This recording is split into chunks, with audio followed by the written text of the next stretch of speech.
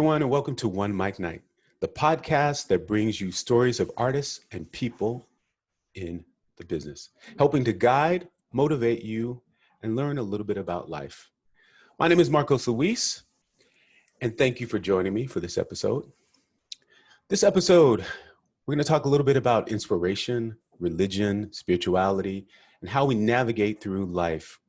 My guest today, I'm very excited to have. He is a life coach and he is a fellow podcaster. He's got his own podcast. And we're going to talk a little bit about how we can make life better for you. So please welcome Sean Allen to OneMicNite. How you doing, Sean? I am doing well. I'm doing great. Good morning, Marcos, and thank you so much for having me. I'm glad to be here today. Yes, thank you for joining us. Awesome. So I want to talk about life coaching first. Mm-hmm. What is a life coach and what do you do exactly? So life coach, and I get this question all the time from many different people. Life coach is not like that of a therapist or a psychiatrist or a psychologist. A life coach is an individual who basically journey with you at a specific time in your life, or at a certain time when you would like to attain a certain goal, whether it's a long-term personal goal, professional goal, spiritual goal. That person walks alongside you in that transformation journey and helping you to reach that which you desire. That may be for a year, that may be 6 months, that may be 3 weeks. It depends on what it is exactly the client needs. So it's on an individual basis. Individual basis. Transformation, that's a big, big word. Yes. It's an important word too. Yes. Where do you feel we are right now in general? We're going through, post-pandemic. We're actually still in a pandemic because, as you know, in New York City here, I'm not sure where you're located. I'm in Atlanta, Georgia. Atlanta. So the numbers are rising, with this pandemic. Where are we in terms of life? Well, that's a great question. It's a loaded question, and it can come with so many different answers to the question. One of the things I will say is I am a person who believes in seeing things from all angles. Even though it's tragic, it's a pandemic, we've lost so many people. However, in the loss, there is always a gain. Yes. And in the midst of everything that may seem chaotic, order can always come from chaos. Now, on an emotional level, we know people are grieving still over loved ones that they were not able to have proper funerals. So I believe people in that emotional space need a little bit more attention, a little bit more love and arms wrapped around them, coming from all angles, if that would help. Globally, the numbers are still rising, unfortunately. And I believe that it is a part of my job and other, podcasters and life coaches who are specifically assigned to the area of empowerment when it comes to spirituality to infuse and counterattack all of the negative press that's coming through all of the media, because we don't hear many good stories of what's happening in the midst of the pandemic. We're hearing all of the negative things. Absolutely. I think that this is a great time to really saturate it with as much uplifting and empowering information and words to help transform people's minds and their hearts. Right. Yeah. Absolutely. And how do we do it? What's the answer? What do we do to do that, to uplift? There's practices, I believe. We now are using technology, right? We're using media to connect from 2 different states in the same country. And so with that, we're using an outlet that allow you to see and hear. And so one thing I would strongly suggest as a daily practice, if the listeners would like to implement at the minimal level of transforming their own personal atmosphere, whether it's in their home or in their workspace, for those who have to go into the workspace, limit the amount of negative information that you allow to come into your receptor. Yes. Is a receptor. And so at that point, you control what comes into your ear gate. You control what comes into your eyes. So at that point, I'll just give an example. Every day I turn my television on, I turn on Good Morning America. However, I mute it because I don't want to hear it, but I want to see something. Right. And so at that point, I am limiting the level of influence of the sound frequency that will come from that media outlet. Nothing against the network. I think it does amazing work. However, I have to control the volume and the peace in my atmosphere. Absolutely. I'm going to have to agree with you 100% because I remember in the thick of this whole pandemic, Yeah.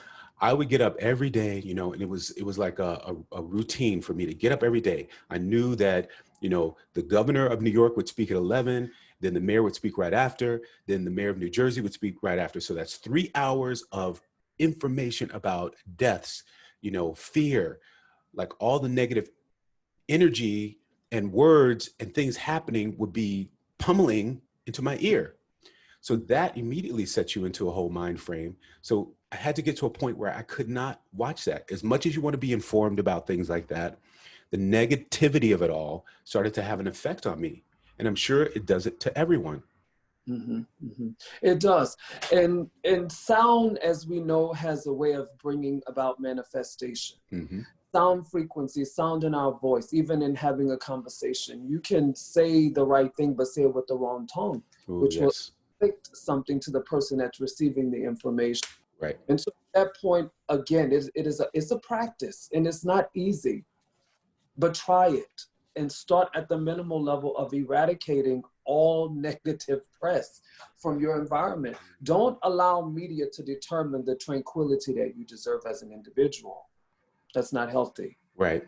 And you touched on another thing too. You talked about your space, your home space, being at home. During this time, we were all, homebound, Mm-hmm. having to stay in your home, transforming your home into a place that feels comfortable, that feels peaceful. Mm-hmm. That's an important thing too. Because when you Mm-hmm. come home, even during the time when we're working and you come home, you need that tranquility, you need that peace, you need that place where it's quiet, where you can go and not have to think about things. Yeah, You need that. It's important. absolutely. When I'm coaching my clients, especially if they're married, I often say to the wife that you control the spiritual volume, the spiritual atmosphere in your home.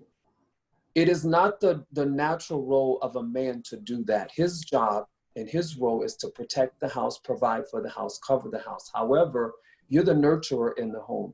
However, if you're single and you are not married or in a relationship, it is your responsibility to control the spiritual volume in your home and what you allow to enter and what you allow to exit.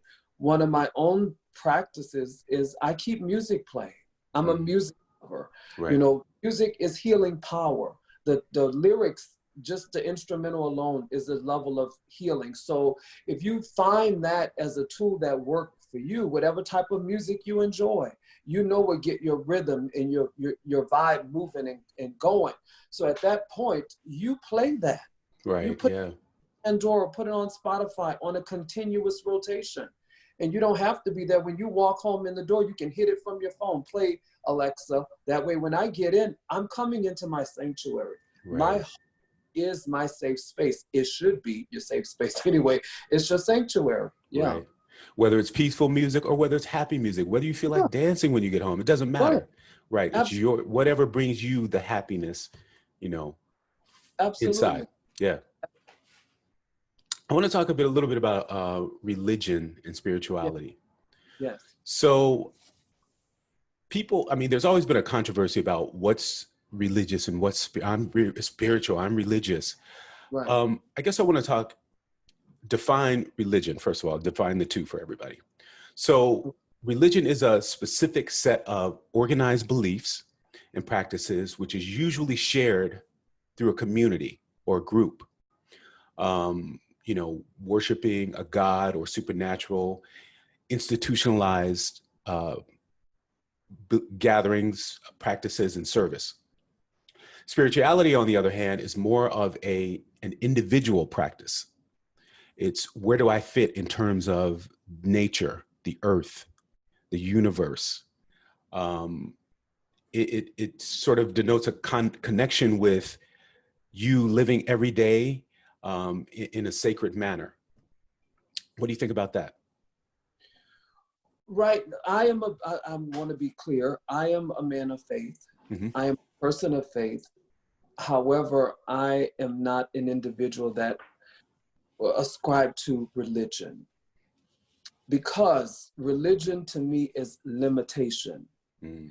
And the God of the universe, however we choose to ascribe it, is not a limiting God. In religion, as an organized, you have all these different denominations and the rules and the regulations and all of those legalistic religious protocols. Have I walked the path of that at one point in my journey? I think that it's important to let people know. Yes, I have. But as I begin to evolve in my spiritual understanding and awareness of what true spirituality is all about, I came to a place of understanding that those were avenues. And I call the people who led those different organizations angels in my pathway. That's my own personal terminology. So I believe that each soul that is created by God. And I believe that each person at some point along their life span come to their own level of spiritual awareness, connectivity, understanding, whether it's through a sudden traumatic experience, whether it's through an amazing romantic partnership taking place, whether it's getting your ideal job with the ideal company you've always wanted. If that happens to be your, like, oh my God, I believe this is a sign from God or a sign from the universe. I personally believe that every individual in the earth realm comes to a place of some type of spiritual understanding, reckoning, even if they choose not to tell anybody. I believe it. I have to agree with you on that. Do you feel like one is better than the other, or do you think it's just a natural progression of I where don't people think are? that one is better than the other. Mhm. I think that ultimately there should be unity, not competition of what religion trumps another. I think unity should be the building block in the common ground. Yes, I like that. I want to talk a little also about what can we do every day, as individuals. Like I said, we're going through this whole post-pandemic or pandemic situation. How do we keep inspired? How do we empower ourselves every day and motivate ourselves to keep going? Because this whole situation has had impact on people financially, Yes, mentally, yes, cause anxiety, yeah. like a number of different things. What do we do to keep going? Again, I would say your spiritual practice is your foundation. You start your day, hopefully not when no one's homeless. Hopefully everyone's starting their day from home. So how you start your day, how you start it determines how you carry it out, Hmm. how you culminate it. So the start of your day, whatever whatever your spiritual practice is, whatever your rhythm is, you have the ability. No one can do that work for you. That is a work that you have to do for yourself. And so it takes a mind commitment, it takes a heart commitment, it takes action, right? Mm. Heart, mind, and action to implement those things that would get you fortified and built up to go out into the cosmos, to go out into the world and be the great person that you have been created to be in your own unique right. And so at that point, it is up to that individual to put into the practice, to listen to this podcast again. Don't just listen to it one time. Listen, take the information, hone it, and use it as your food. Use it as your fuel on how to make it, not through just this, because there will be something else that comes up. Yes, absolutely. Absolutely. Can you give us an example of, say, what you would do during the course of the day? Like I have a routine that I do when I get up in the morning. Yeah, I take a few minutes before I get out of bed. I'm yeah, quiet.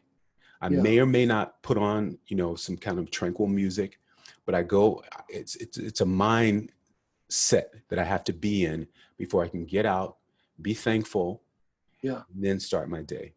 absolutely. I'll break it down in three forms to give, people a greater understanding. We are three-part beings. We're spirit, we're soul, and we're body.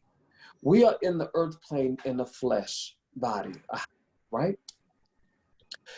Our spirit is the place that gives us, infuse us into life.